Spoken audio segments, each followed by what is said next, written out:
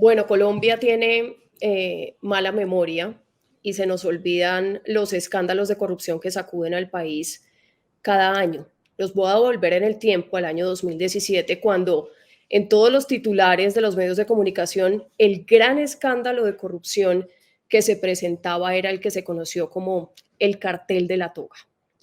El cartel de la toga que tenía, digamos, dos ingredientes. El primero, corrupción en la contratación, específicamente en el departamento de Córdoba.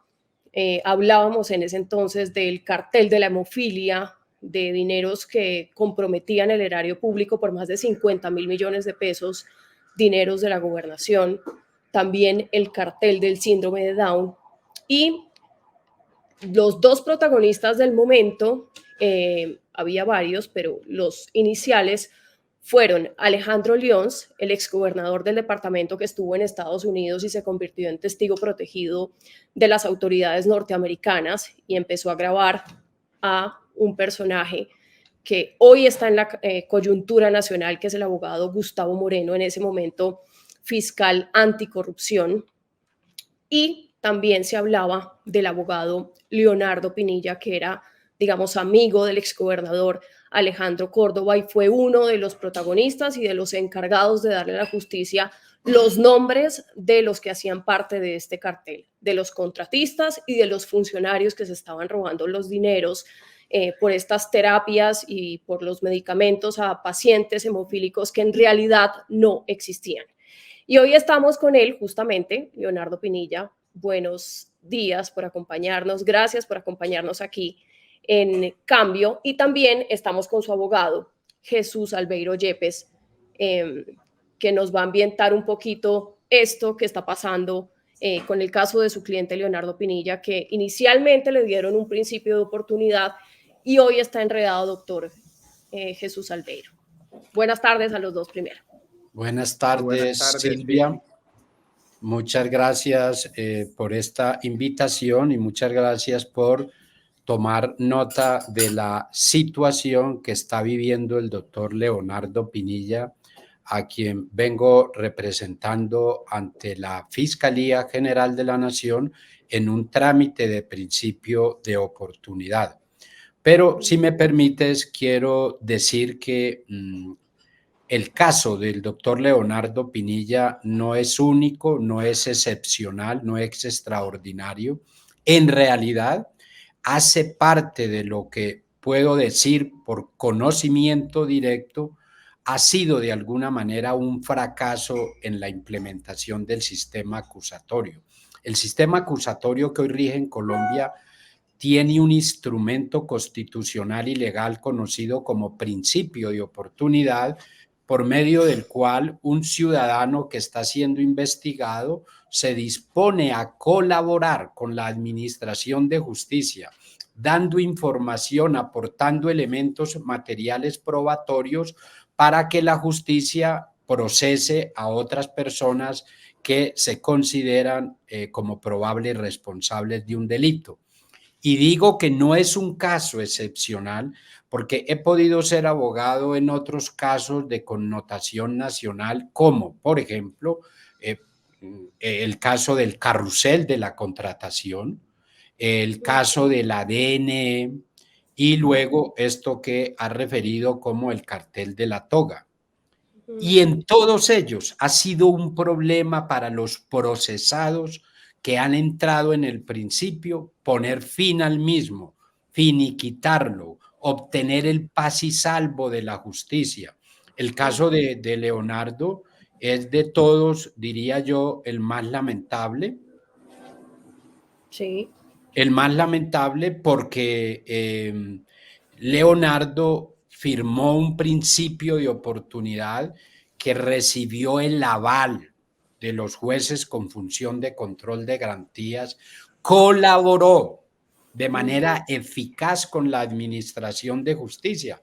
Debo decir que esto no es una opinión de su abogado, está certificado por la Fiscalía y los fiscales de cada caso que él ha prestado una colaboración eficaz, cierta, muy importante para la justicia en el llamado caso del cartel de la toga y el cartel de la hemofilia, y sin embargo, cuando él cumplió, cuando ya le han certificado que su actitud fue seria y responsable, la fiscalía ahora lo deja sin el principio de oportunidad y llevamos ya 3 años procurando resolver esta situación y no ha sido posible. Permítame, doctor Yepes, para ambientar un poco a la gente que no conoce el tema de los principios de oportunidad. Esto, digamos que es un acuerdo de colaboración entre la Fiscalía y el procesado, que consta básicamente en que le dan inmunidad, en este caso parcial, es decir, le dan el beneficio de pagar unos años en la cárcel, corto, un tiempo corto por decirlo de alguna manera, a cambio de su información privilegiada sobre, en este caso, el cartel de la toga y el cartel de la hemofilia. Lo que usted nos está contando entonces, doctor Yepes, es que eso ya pasó, su cliente colaboró, estamos hablando de un caso que inició en el 2017, un principio de oportunidad que se evaluó en el 2018, luego su cliente se va extraditado, regresa al país, empieza la colaboración, no sé si desde Estados Unidos o ya cuando llega a Colombia, y ahora la fiscalía lo deja solo y le dice, y no le dice nada, o qué es lo que está pasando en este momento. Es lo que, Silvia, usted ha podido resumir. Él hizo un acuerdo, firmó un acuerdo de colaboración, los jueces dieron el control de legalidad, avalaron el acuerdo, le dieron una inmunidad parcial. Eso empezó en el año 2018, fue a los Estados Unidos, vino, siguió colaborando, colaboró eficazmente. Y reitero, no porque lo diga su abogado, está certificado por cada fiscal delegado que conoció cada caso en el que él declaró. La fiscalía así lo reconoce.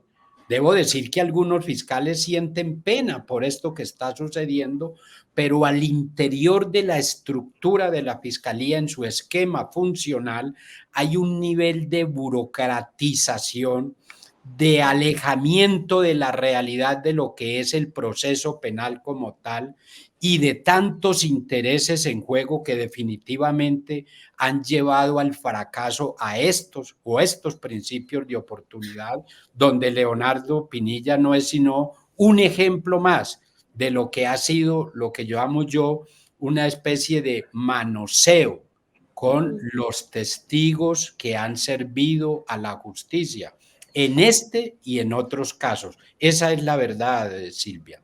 Estamos hablando de que hace 3 años no tiene principio de oportunidad. Esto es administración del exfiscal Francisco Barbosa. ¿Por qué creen que pasó esto? Pues qué buena pregunta, porque creo que al interior de la Fiscalía ha faltado un examen serio sobre los procedimientos y la administración de estos principios. Pero debo decir esto, este problema no fue solo en la administración del doctor Francisco Barbosa. Esto ha ocurrido en todas las administraciones porque cada que llega un fiscal quiere cambiar las políticas. Esto pasó cuando llegó el doctor Montialegre Linet, esto ocurrió cuando llegó el doctor Néstor Humberto Martínez, esto ocurrió cuando llegó el doctor Francisco Barbosa y vamos a ver qué ocurre con la llegada de la doctora Luz Adriana Camargo, que se ha comprometido públicamente a darle funcionalidad a este tipo de instrumentos de investigación que son muy útiles. Cada administración fija nuevas reglas. Entonces, esto es lo que debo denunciar. Los ciudadanos no están expuestos a la ley en sus distintas expresiones, constitución, ley, resolución, memorando, no, están expuestos al parecer, y podría decirlo muy respetuosamente, al capricho de cada fiscal y particularmente a la burocratización interna de la entidad que hace que eso no esté armonizado y que eso no tenga, debo decirlo así, funcionalidad y particularmente prestigio y reputación para que esto funcione en el esquema procesal que hay en Colombia. Ahorita que usted menciona esa palabra burocracia y ya para pasar al doctor Pinilla, ¿eso qué significa? ¿Cómo lo podemos traducir? ¿Qué es lo que está pasando? Que los casos de connotación nacional, los que encabezan los medios de comunicación, son a los que le está corriendo la justicia y el resto los olvida también. Digamos que la crítica que yo encuentro más relevante o que llama la atención en lo que mi experiencia como abogado puede decir es que el principio de oportunidad es ante todo un instrumento para investigar esquemas de organizaciones delincuenciales. Porque pues el principio se puede aplicar y se aplica aleatoriamente en otros casos que no llaman la atención ni están bajo la óptica del periodismo.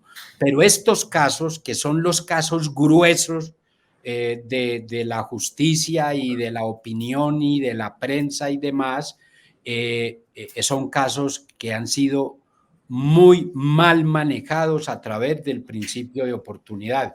Y cuando yo digo burocracia, es que hay un distanciamiento entre la labor que cumple un fiscal en su caso para investigar una organización y unas personas que están por allá en un tercer o cuarto piso del nivel central de la fiscalía, que no viven el proceso, que parecen no conocer la ley, que parecen no interesarles lo que está viviendo el procesado, y entonces viven en un mundo de apatías, de indiferencia, y lo único que saben hacer es exigir papeles, pedir papeles y negar los principios y las prórrogas a los principios de oportunidad. Yo llamo burocracia a un esquema disfuncional, a un esquema antitécnico, a un esquema ausente de coordinación, de dirección,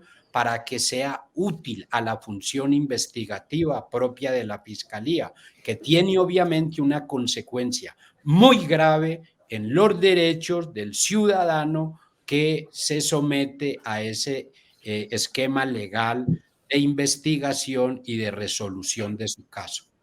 Listo, doctor Yepes, yo sé que nos tiene que abandonar. Muchas gracias por la introducción y ahora sí. Gracias. Vamos a pasar a los temas menos técnicos porque para que nos entiendan, digamos, un poco lo que quiero hacer es que la gente entienda que lo que está pasando en la actualidad con el caso de corrupción de la Unidad Nacional de Gestión de Riesgos y Desastres no es nuevo. La cifra, bueno, ya estamos hablando de un escándalo que va sobre el billón de pesos, pero esto no es nuevo, se repite anualmente casi que en el país, pero los medios y el país en general lo va olvidando y digamos, se centran en el escándalo del momento. Y es muy grave, ¿por qué? Pues porque los protagonistas, en su caso 2017, señor Leonardo Pinilla, pues son los que les dan el principio de oportunidad de esta inmunidad para que cuenten de nombre de todos los involucrados, de los dineros, de los contratos, le ayuden a la justicia, digamos, a desenredar el entramado de corrupción a cambio de unos beneficios, pero lo que está pasando o lo que pasó en este caso que estamos hablando, el cartel de la toga, uno de los más importantes en la historia reciente del país, es que luego la justicia los deja solo. Entonces quisiera empezar preguntándole, doctor Pinilla, que nos explique un poco por qué su declaración era tan importante para la justicia en ese momento y qué fue a lo que usted se comprometió. Hola Silvia, muy buenas tardes, ¿cómo estás? A tu equipo de grabación, gracias por la oportunidad. Sí, efectivamente, quiero explicarte y arrancar desde el comienzo cómo es la génesis de todo esto.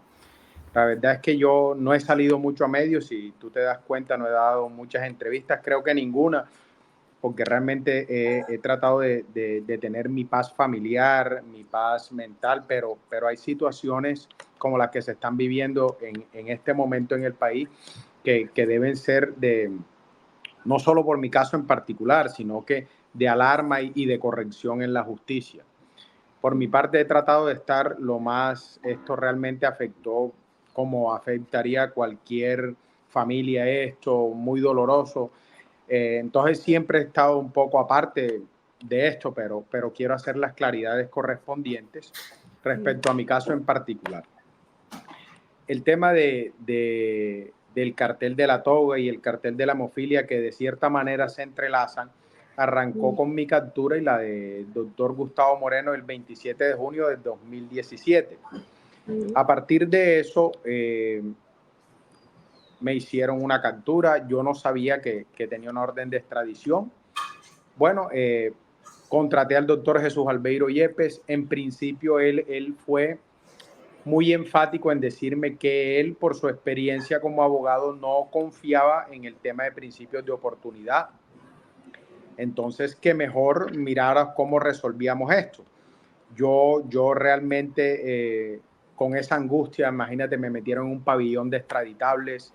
El solo estar ahí representa un riesgo y representa una cantidad de erogaciones dinerarias para tú medianamente poder subsistir.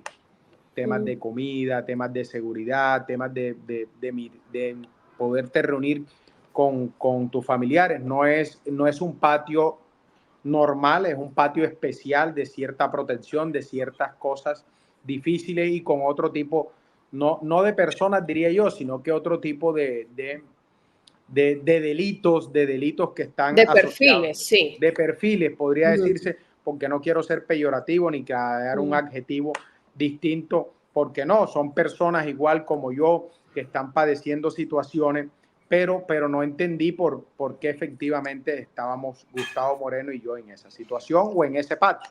Solo para hacerle un paréntesis, doctor Pinilla, en ese momento usted lo capturan por hacer parte de ese entramado de corrupción, de ese concierto para delinquir específicamente del cartel de la hemofilia. No, realmente a nosotros nos capturan. Yo estaba en una diligencia con el secretario de salud del departamento de Córdoba, una diligencia en la fiscalía.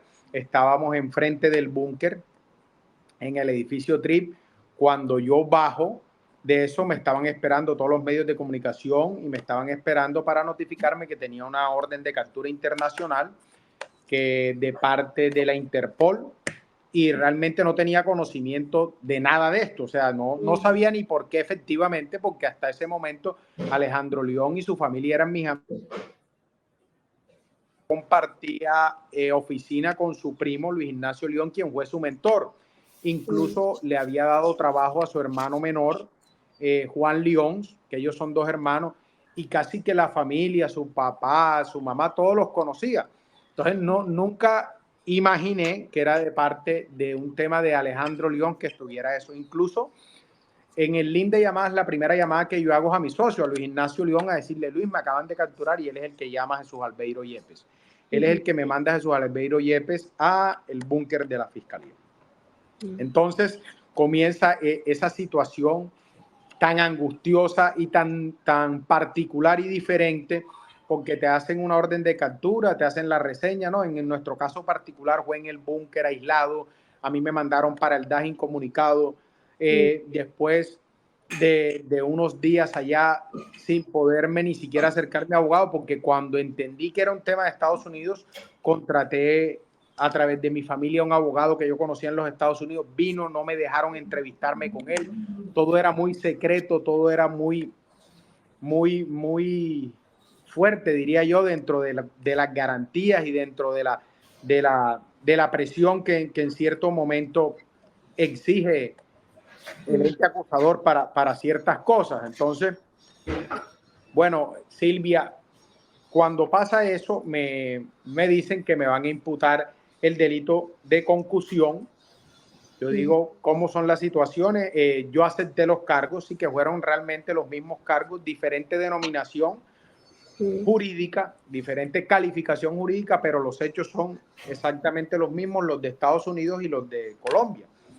Yo acepté, yo en principio no acepto los cargos, le digo al doctor Yepes, ¿qué está pasando? O sea, yo voy por un tema, ahora me van a salir con cuántos temas. O sea, que ¿Cuáles eran los hechos para que la gente entienda qué era lo que decía la fiscalía? ¿Usted era responsable específicamente de qué? Los hechos correspondían a que se habían pedido unos dineros de parte de Gustavo Moreno, Alejandro León, por unas personas que estaban declarando en contra de él, que hacen parte del tema ese tan fuerte que fue el asesinato de este señor Zapa, un señor de apellido Basanta y un señor apellido Henao. Ellos tenían una información en contra de Alejandro León. Supuestamente Alejandro me pide el favor de que le consiga los principios de oportunidad y que por favor hablara con Gustavo, que él sabía la cercanía de Gustavo conmigo. Pues Gustavo yo Moreno, teniendo relación con Alejandro, siendo esa amistad que de mi parte pensé que era una amistad, pero me di cuenta que él nunca fue amigo mío. Entonces me utilizó para eso y yo fui y llevé el mensaje de que él le estaba ofreciendo una plata a Gustavo. Con la cercanía que yo tenía con Gustavo, Gustavo dice que va a revisar el tema, a la final me dice que sí, nunca le entrega los documentos, pero Alejandro convierte eso, se va para los Estados Unidos porque él tenía unas imputaciones pendientes, unos procesos, y se va y se ofrece en los Estados Unidos a decir algo que realmente no le sirvió de nada para los Estados Unidos, porque él vendió a los Estados Unidos que él iba a entregar a la joya de la corona, el director nacional anticorrupción, que existían dineros en los Estados Unidos, que si lo presionaban él podía decir cosas que tenían que ver con gente que él conocía, y a la final eso no existió, que al final eso nunca pasó. Gustavo era una persona que acababa de llegar, no tenía 6, 7 meses de estar en esa dirección.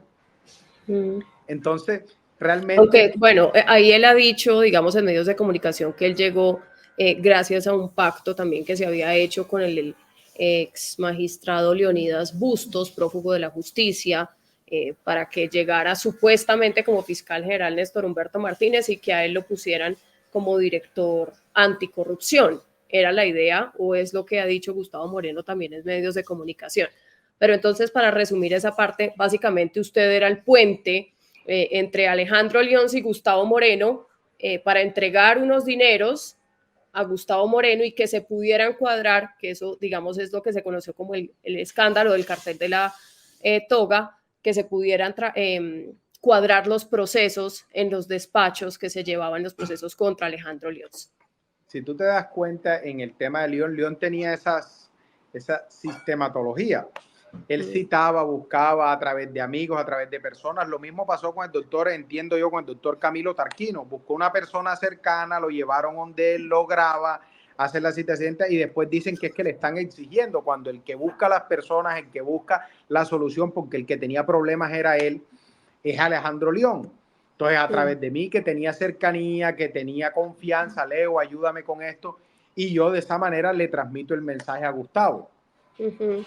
Bueno, entonces, su principio de oportunidad, en ese momento la justicia dice, oiga, sí, usted es importante era muy en esta importante investigación. para ellos aclarar temas, claro, Silvia, de respecto al tema de la hemofilia, y sabían que yo había sido el abogado del principal contratista de la hemofilia, de donde parte el escándalo, que incluso yo lo entregué, a él no lo captura, yo lo entregué a la justicia, y eso hizo que en cierta parte, si me entiendes, se diera una visibilidad de eso, y mucha gente de acuerdo, otras no, porque en su momento en la diligencia, con todos los elementos materiales probatorios conseguimos la domiciliaria. En ese momento el fiscal general Néstor Humberto hace unas declaraciones que como una domiciliaria por eso.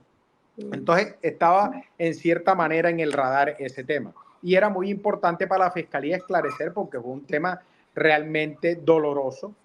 Doloroso no solo por el tema de finanzas, sino por el tema de las personas.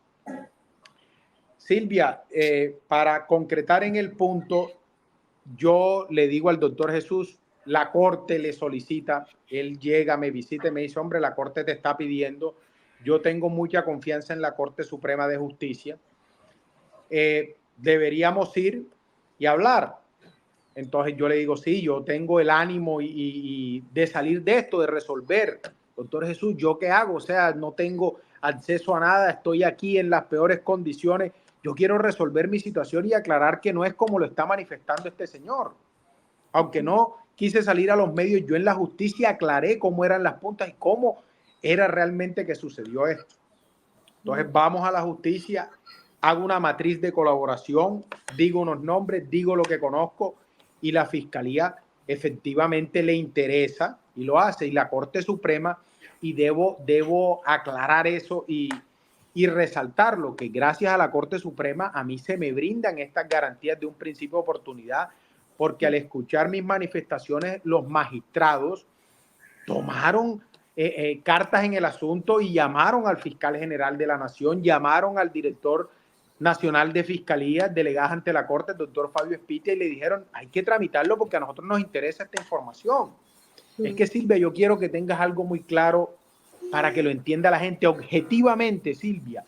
En base a las grabaciones mías es que se descubre esto. Si no, no existiera esto y no hubiera sabido el país qué pasaba, no hubieran 3 magistrados de corte condenados. Si no es por mis grabaciones, esto no existe. Objetivamente hablando, te estoy diciendo. Y bueno, para que la gente entienda, digamos, el calibre de información que usted estaba dando y haciendo como un resumen, usted alcanzó a hablar en juicios, por ejemplo, del exmagistrado Francisco Ricaurte, del exmagistrado Gustavo Malo, ha hablado también contra el exsenador Musa Besaile, también el exsenador Bernardo Elías, el exgobernador de Córdoba. Silvia, dame un minuto, qué pena. Dame un minuto. Ya, sí. El exgobernador de Córdoba, Edwin Besaile, y otros nombres que usted de pronto me puede complementar de su matriz de colaboración, que hacían parte del cartel de la hemofilia, un cartel de corrupción en Córdoba, donde se robaban los dineros de los contratos para atender a pacientes inexistentes de hemofilia, y luego cartel de la toga. Compleménteme, claro, no, su matriz. Yo declaré en contra del doctor Daniel Díaz, fiscal 78, coordinador de anticorrupción para el tema de la hemofilia, que está condenado en 2 procesos distintos, no solo hemofilia, sino también en síndrome de Down. También declaré en contra de Yolima Rangel, declaré que era la principal contratista del tema de síndrome de Down, con la IPS Crecer y Sonreír, declaré en contra de José Jaime Pareja, secretario de Salud de la Gobernación de Córdoba. Y he apoyado declaraciones en contra de Sara Piedrahíta León, que fue la representante a la Cámara más votada en su momento y que anteriormente a eso nadie la conocía. Pero como era prima del gobernador, fue la mayor votación del país en Cámara. ¿Cómo se explica eso? Declaré en contra del señor Daniel Cabrales, que fue ex senador también. Entonces, cuando hago esa matriz de colaboración, Silvia, y le interesa a la Corte Suprema, a la Fiscalía, me aprueban un principio de oportunidad, ¿sí? Por 2 delitos y un delito que yo solicité metieran, pero que nunca se me fue imputado. Entonces, los 2 delitos eran cohecho y concierto para delinquir. Y de unos hechos que existía una denuncia, unos hechos y que la fiscalía nunca me los había manifestado, sino que la gente, no sé si lo quieren a uno o al ver esta situación le comentan, hombre, mira, esta gente presentó una denuncia porque eran unos conocidos, otros clientes y otras personas que me pidieron colaboración a mí, que como el señor Sammy Spa y Cristóbal Cabrales. Entonces me dicen, ahí metieron una denuncia. Yo pido en la fiscalía si existe alguna denuncia mía con eso y me responden que efectivamente. Yo le digo, vea, esto nunca pasó de esa manera. Yo nunca extorsioné a León. Yo León lo ayudé, trabajaba con su primo hermano en la oficina, le puse a trabajar al hermano menor. Yo nunca extorsioné a León, soy amigo del papá, conozco al papá, el papá es amigo de mi papá. O sea, entonces, pero sí quiero prever alguna situación, porque hoy la fiscalía es una, pero la fiscalía puede cambiar y me puede pasar lo que efectivamente hoy me está pasando. Que me terminaran buscar imputarme por un hecho que yo no había cometido. Sin embargo, yo hice la claridad pertinente y dije, metan estos hechos dentro, y desde el primer momento, desde el 10 de enero de 2018, quedó estipulado que también el delito de extorsión quedara dentro de la matriz de la corona. Sin embargo, nunca se imputó. y quiero hacer otra claridad respecto a eso, Silvia. Esa investigación la tenía la Fiscalía Tercera Delegada ante la Corte. Eso estaba en cabeza del doctor Jaime Camacho Flores, después fue vicefiscal general de la Nación, y la doctora Claudia Vanegas.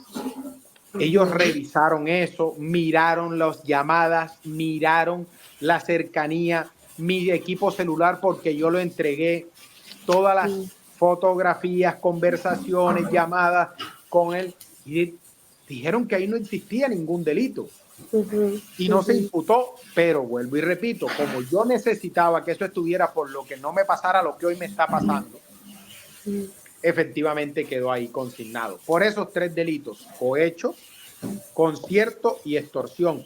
Aunado a eso, yo fui el primero que di la ruta, el camino para que se conociera lo del síndrome de Down. Entonces también cualquier hecho que me autoincriminara, que yo estaría diciendo, hacía parte de mi protección dentro del principio. Así está consignado en las 3 matices de colaboración.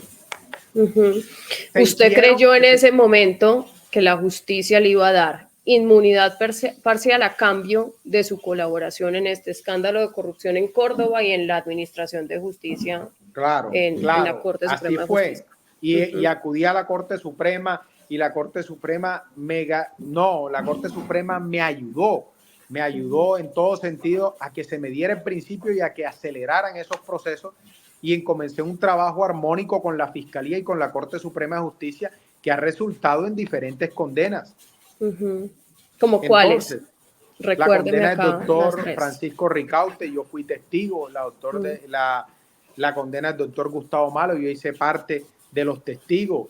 El doctor Daniel Díaz fue condenado en 2 ocasiones, que era el principal fiscal que llevaba todo el tema de la hemofilia. Están ¿En qué momento? Y deben haber estado condenados ya José Jaime, el secretario, Nidia Alexandra, la pareja sentimental de Daniel, y todas estas personas. ¿En qué momento, doctor Leonardo Pinilla, usted empieza a ver que su principio de oportunidad se empieza a enredar en la justicia? A usted se lo dan en el 2018 con esa promesa de inmunidad parcial. Seguí cumpliendo 2018, yo me extraditan, vuelvo al país 2019, pero casi que yo fui reiterativo en las diligencias, tratando de absorber lo que más pudiera, dándole las claridades, explicándoles con puntos y señales, con evidencia a los fiscales que se nutrieron de esta información y resolvieron capturas, resolvieron situaciones jurídicas, la Corte, muchos temas. Por ejemplo, con el señor Musa Besaile, en la resolución de acusación de la Corte me citan mi testimonio y no hacía parte de mi matriz. Pero yo lo que traté en ese momento de resarcir a la sociedad, a mi familia, a la justicia, era aclarar lo que más pudiera y por fin salir de todo este entramado. Porque a diferencia de muchas personas que tienen principio, el caso particular de Gustavo y mío es que a nosotros nos extraditan. O sea, esa desconexión de tu familia, de todo, y vuelves a estar preso acá nuevamente cuando reintegras y vuelves en la misma sistemática de colaborar, de hacer, de ir a juicios, de mira esta situación y la protección ¿qué? Entonces, a mí se me hicieron 3 prórrogas. El principio de oportunidad en el 2018, 19 y 20. Y de ahí para adelante no cuento con principio de oportunidad, pero sí cuento con los compromisos. ¿Qué quiero decirte, Claudia? Que un principio de voluntad no es otra cosa que un acuerdo de voluntades entre el ente investigador y una persona que está investigada por unos hechos delictivos, y el ente investigador hace una ponderación, una valoración de si es más importante enjuiciarlo solo a él o enjuiciar a las diferentes personas. ¿Qué es más rentable para la justicia? La economía procesal. ¿Qué realmente gana más la justicia? Si solo someter a una persona a que pague unas penas o desentramar una red de corrupción o diferentes actores de mucho más alto perfil, ¿sí? Entonces, eso lo valoraron ellos, lo ponderaron y asumieron esa responsabilidad. Yo he asumido la mía. Todos mis compromisos se han culminado, a excepción del testimonio de juicio de Edwin Besaile, pero todos mis compromisos adquiridos se cumplieron, amén de otros que yo no tenía el compromiso, pero la Corte me lo solicitó, la Fiscalía me lo solicitó y lo he venido cumpliendo. Uh-huh. ¿Sí? Eso para que la gente entienda, cuando usted dice que no le prorrogaron el principio de oportunidad, normalmente lo que hace la justicia es que anualmente el fiscal general de turno le firma una prórroga del principio de oportunidad, que quiere decir que un juez de control de garantías que lo avala, y quiere decir que usted sigue colaborando en algunos procesos, que su testimonio es relevante y que, digamos, no se le va a procesar. Los tiempos que uno considera no son los que maneja la justicia. La Fiscalía también tiene unos tiempos, pero la Judicatura tiene otros. Entonces, a ti te ponen unos compromisos sobre la base de un año y se van prorrogando a ver qué has podido cumplir y qué falta por cumplir. Y así han pasado casi 8 años. Sí, pero como te digo, los tiempos no son del testimonio, que el testimonio te lo podría brindar en un mes y prepararme para, así fuera día y noche, hacerlo. Pero eso tiene unos términos procesales, tiene unas instancias, tiene una acumulación de trabajo de los jueces también. Entonces eso no puede durar 3 años porque eso es imposible. Hay personas que llevan 8 o 10 años en un principio de oportunidad. Pero ¿y qué es lo que prevalece aquí? Realmente cumplir. ¿Qué es lo que prevalece aquí? Realmente no es que la norma diga que después de 3 años no puede, porque ese no es el sentir ni el espíritu de la norma, sino cumplir. ¿Sí? Hay situaciones que se le escapan al tiempo que tú tienes fijado. Entonces eso se alarga un poco más, pero en el tema mío, y como bien lo anotaba el doctor Albeiro Yepes, se ha cumplido y tengo las certificaciones de todos los cumplimientos. Incluso llevo 3 años, 4 años, 2021, 2023, 4 años sin principio de oportunidad, pero he seguido colaborando en todo. He ido a los juicios más importantes sin tener principio, pero porque he confiado y tengo hasta certificaciones que dicen que siguen la colaboración, que si yo declaro eso no va a ser usado en mi contra, que la Fiscalía, y te las voy a trasladar, Silvia, para yo tener la tranquilidad de poder declarar. Pero lo que hoy me tiene es que ese acuerdo de voluntades yo lo he cumplido. Mi parte está cumplida, porque si yo hubiera descuidado, no hubiera querido, como muchas veces pasa, ya después de tener el principio o estar tú en la calle, haces unos acuerdos diferentes o miras cómo de alguna manera te sales de esto, ¿sí? Por cualquier situación que pueda presentarse.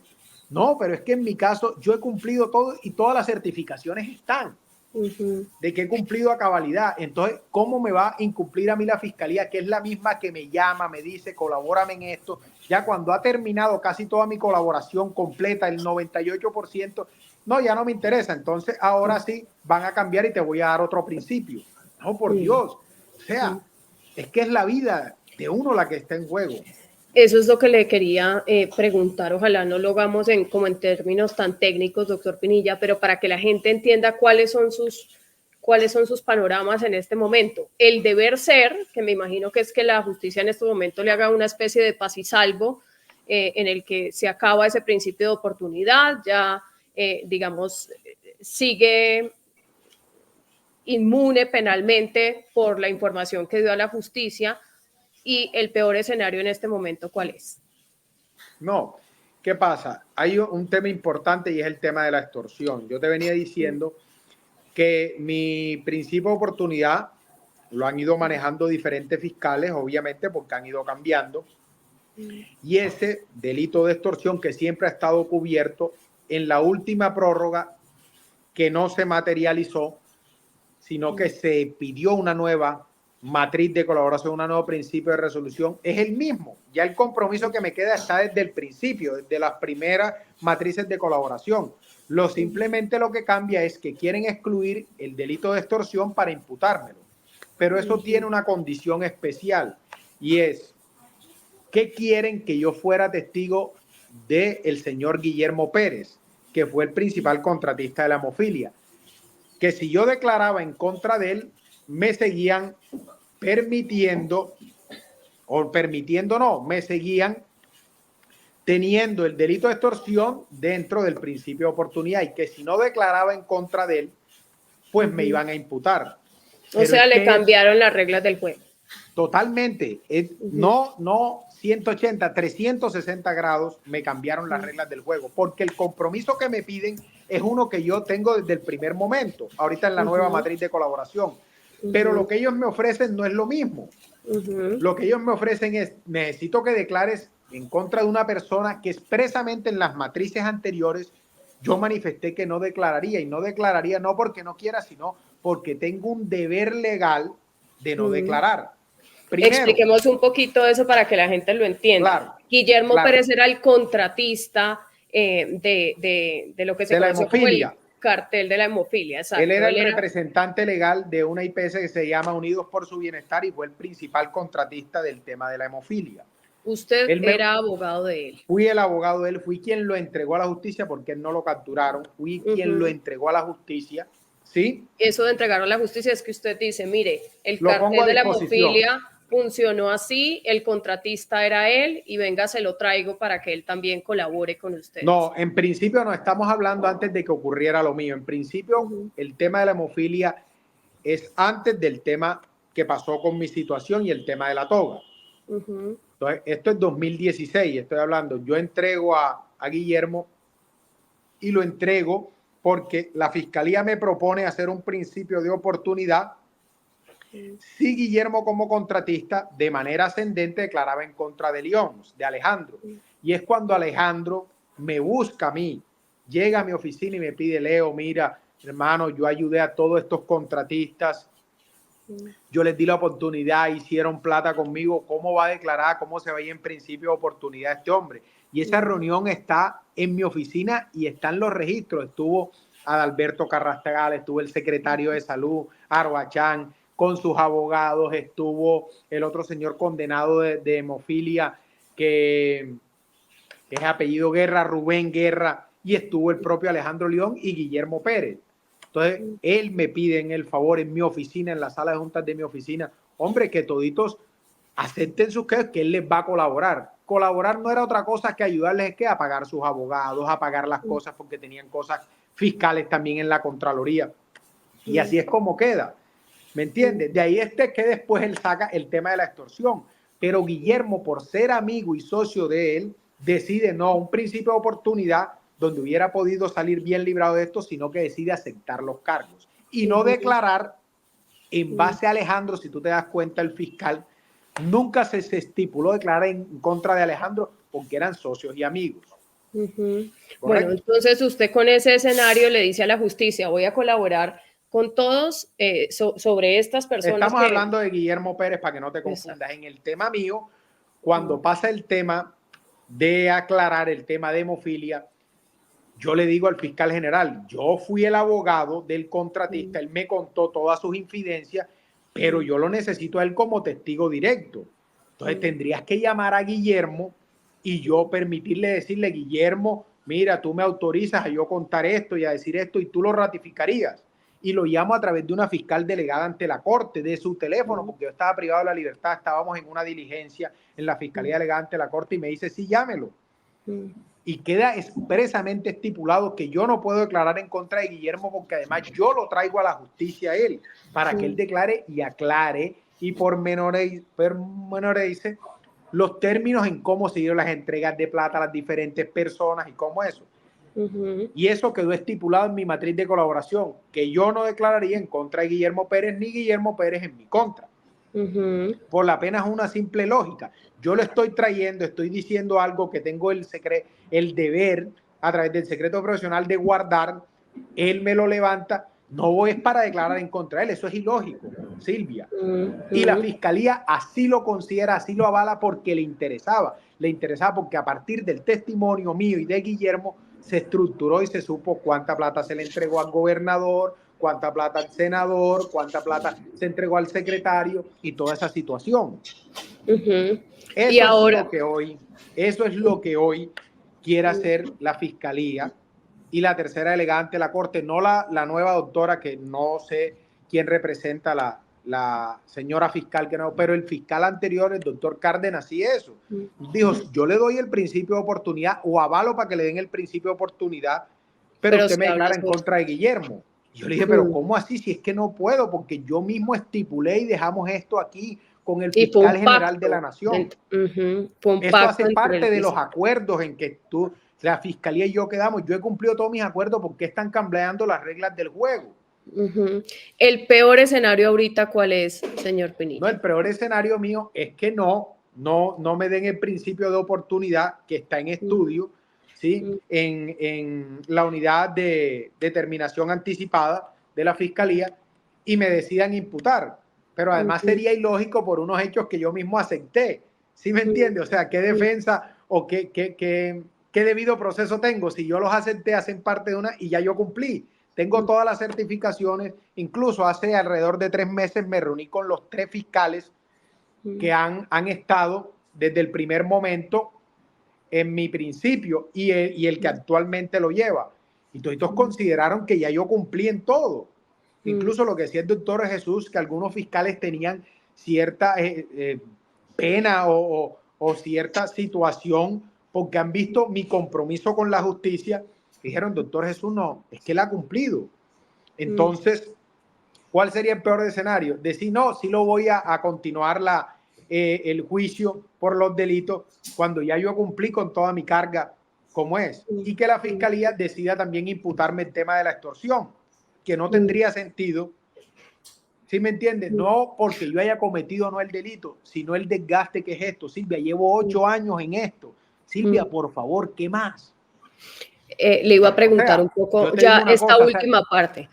Llega una fiscal general que en sus primeras entrevistas dijo que justamente ella lo que iba a buscar en su administración es que se hicieran este tipo de procesos, este tipo de acuerdos con los procesados en los casos que se lo permitieran, por supuesto, justamente para evitar el desgaste de la justicia y que la investigación judicial pudiera escalar hacia otros personajes como pasó en su caso. ¿Ustedes ya han tocado las puertas de esta fiscalía? No, nosotros hemos mandado unos memoriales. En efecto, el doctor Jesús ha pedido una cita a la fiscal tercera delegada ante la Corte. Está esperando esa cita para ponerle en contexto toda esta situación, aunado porque la fiscal tercera delegada ante la Corte de la Fiscalía no es la que conoce mi principio, simplemente tiene el tema de la extorsión. Pero el fiscal mío, que es el doctor Jorge Rojas, le solicitó que se me mantuvieran las mismas condiciones y que qué posición tomaba ella. Ella dijo, yo no avalo que metan la extorsión si no declara en contra de Guillermo. O sea, ella pone una talanquera siendo que esa fiscalía no ha llevado mi principio. No ha llevado mi principio y ahora pretenden meterme una carga nueva que no hace parte y que expresamente yo dejé consignado en la matriz que no podía hacerlo. Estamos hablando de la fiscal tercera. Porque ¿qué hago?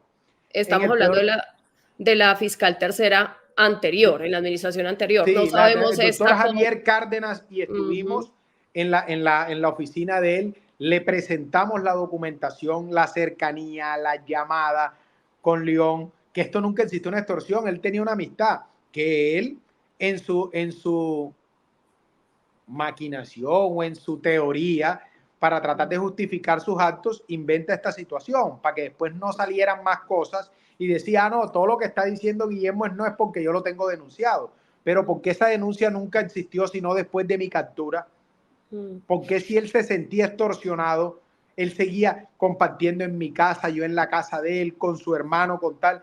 Si él se sentía extorsionado por mí o por Guillermo, ¿por qué no lo alertó sino después de que él sabe que se va a los Estados Unidos, nos denuncia, me capturan? Ahí sí, a los 3 días hace porque esa fue su maquinación, esa fue su estrategia de trabajo para montar. Irse a los Estados Unidos, decir, yo soy un perseguido, pero los Estados Unidos en eso son muy claros y nos llevan muchos años de experiencia en el sistema. Sí, pero venga, doctor Pinilla, para no desviarnos y hablar ya de los procesos en Estados Unidos, quería preguntarle algo.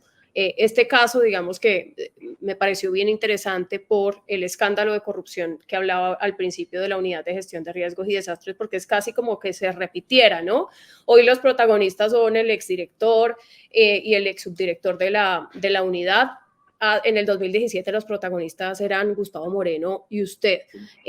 Gustavo Moreno, que es amigo suyo. Usted ha hablado de su situación con Gustavo Moreno, que también tiene un principio de oportunidad en su caso con la fiscalía. Claro, o sea, como te digo, Gustavo, imagino, no sé cuál es la situación jurídica de él, pero entiendo que también ha pasado por todas estas vicisitudes, nuevas cargas, cambio de compromiso y cumpliendo.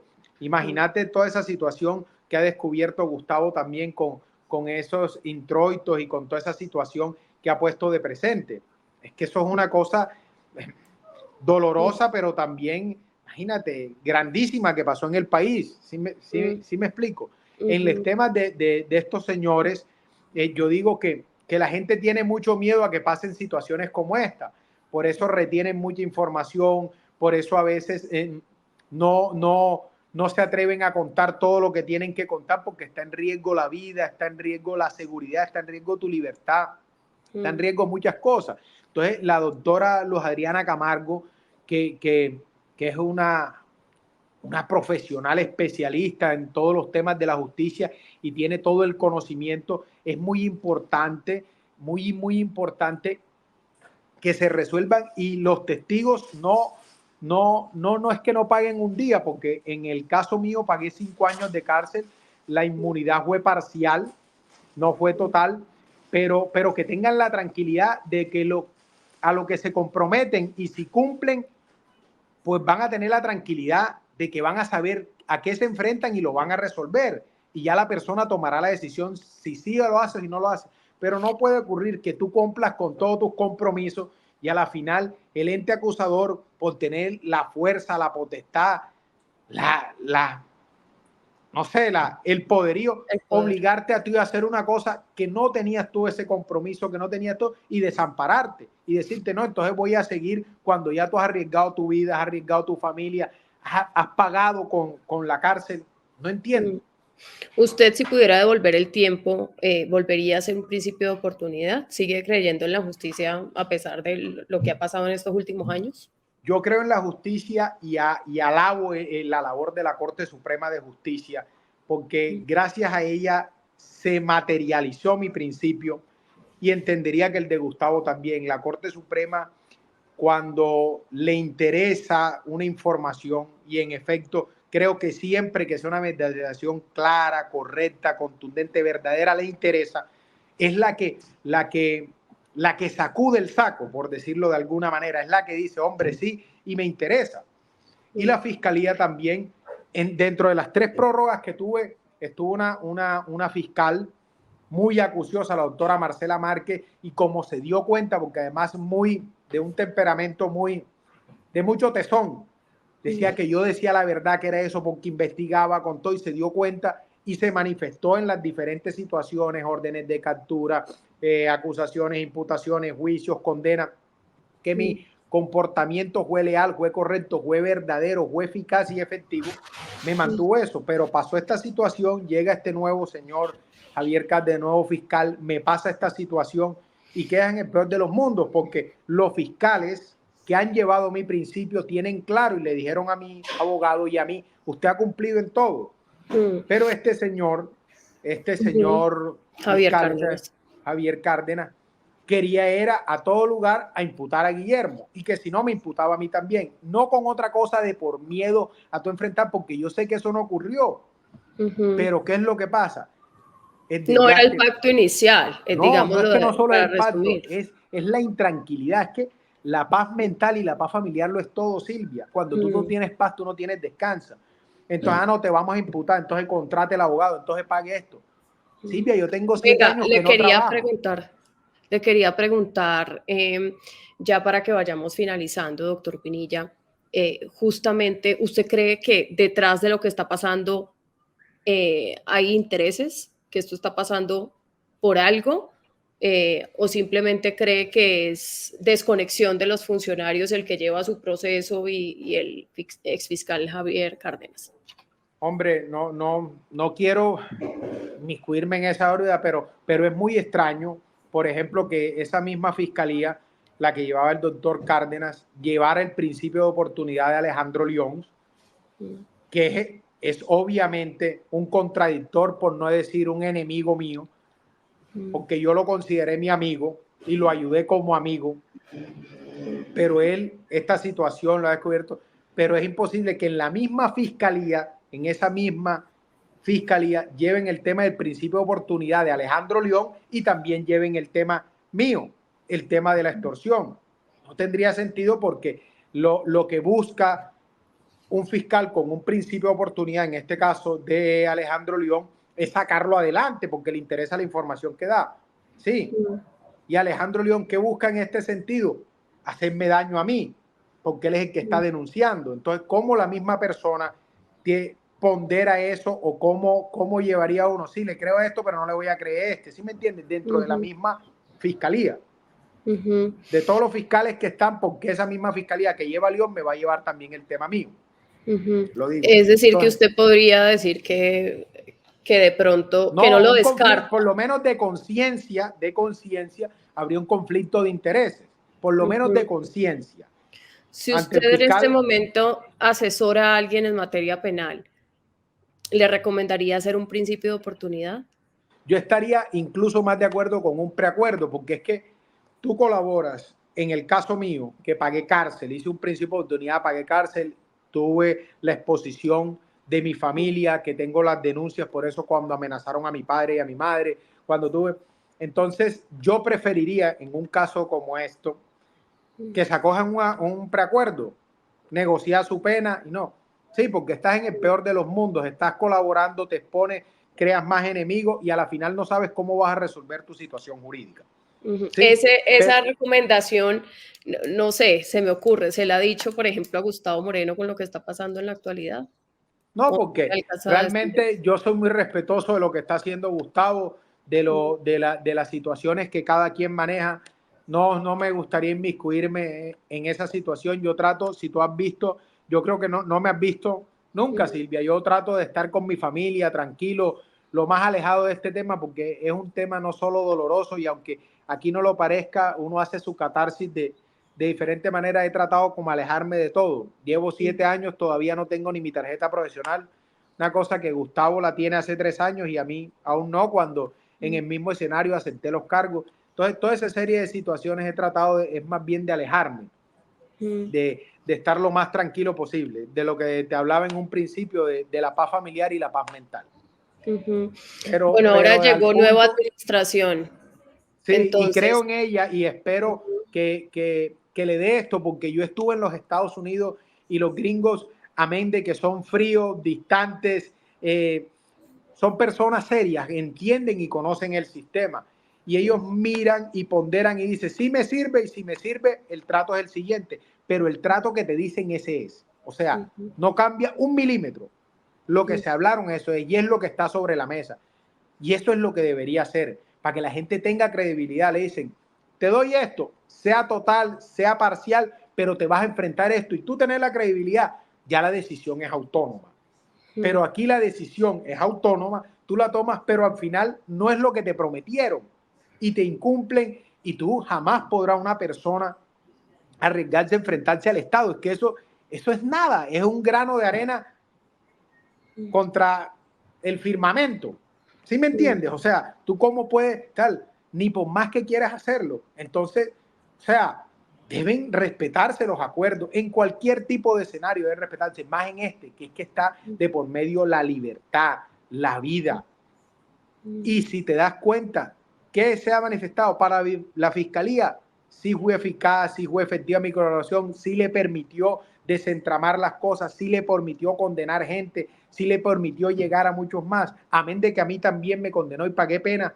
Ahora salirme con esto, de que no me van a cumplir. Mis fiscales, hace 2 meses nos reunimos con mi abogado y toditos nuevamente pidieron que se mantuvieran los compromisos. Nuevamente está la matriz de colaboración en el despacho del fiscal en la unidad de terminación anticipada. Nuevamente la están estudiando. ¿Sí? Bueno, pues digamos que todavía su panorama puede cambiar, señor Leonardo Pinilla, con la nueva fiscal general, que revise, ¿ella es la que lo tiene que firmar? ¿O sí, ya claro, no depende general, de ella? Sí, todavía depende de ella. Entonces está en manos de la fiscal general Luz Adriana Camargo. Correcto. De la unidad de terminación anticipada, los fiscales que conocen desde 2017 mi caso, solicitaron directamente que se mantuvieran los acuerdos tal cual desde el principio, que se mantuvieran los 3 delitos. Y la que se ha opuesto a esa situación es la anterior Fiscalía Tercera, cuando la lideraba el doctor Javier Cárdenas. No la nueva fiscal, porque no la conozco, pero la anterior Fiscalía sí se opuso a eso. Pues señor Leonardo Pinilla, le agradezco mucho por contarnos su testimonio. Como les decía desde un principio, fue uno de los protagonistas, de los que ocupó las primeras páginas en todos los medios de comunicación por este escándalo que conocimos como el cartel de la toga. Aceptó su responsabilidad, la Fiscalía le dio el beneficio de un principio de oportunidad con una inmunidad parcial, colaboró y ahora le cambian las reglas del juego, está sin principio de oportunidad hace 3 años, entonces pues queda en manos de la nueva administración y colaborando aún así con los procesos a los que se comprometió. Le agradezco mucho su tiempo, señor. Silvia, es importante y pongas este ítem, que el principio de oportunidad es una herramienta importante y eficaz si le saben manejar. Los Estados Unidos, ningún caso, casi que el 5% van a un juicio porque entienden y solucionan las cosas. En este caso de los nuevos, estos señores de la unidad de gestión de riesgo, es importante si revisan los temas, si revisan la información y contrastan eso, que se le brinde el principio, porque la sociedad necesita saberlo y debería ser así. Y lo que está esperando la sociedad siempre en estos casos de corrupción, cuando estamos hablando del dinero de todos los colombianos, es conocer las cabezas, los que dan las órdenes, claro, además de todo el entramado de corrupción que se teje debajo de ellos. Así que gracias, señor Pinilla. Vamos a ver qué respuesta da la justicia sobre el tema.